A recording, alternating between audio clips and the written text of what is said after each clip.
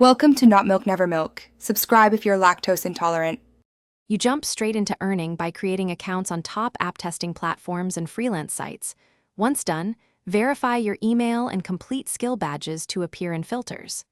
Make sure to list every device and OS you own. Testers with multiple environments get higher-paying jobs. Then set simple pricing rules, per session or per bug, and prepare an invoice template.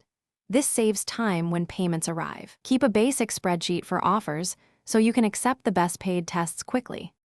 You run focus sessions using a checklist, install fresh, reset state, and reproduce key flows while logging exact steps. As you test, narrate issues, and record the screen, this reduces back and forth and increases the chance of paid follow-ups.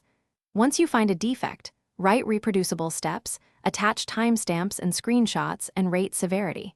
Clients pay more for clear, actionable reports. Make sure to bundle similar findings into one concise report to save reviewer time and improve your reputation. You close work by compiling a clean report, one-line summary, expected versus actual, exact reproduction steps, device metadata, and attached recordings or logs. Then follow up politely, request feedback, ask for a rating, and offer a short turnaround for future tests to build recurring income. If a report is rejected or payment delayed, don't panic.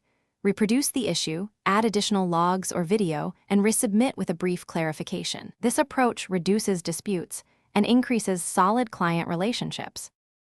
Thanks for watching. If this was helpful, leave a like and consider subscribing. See you next time.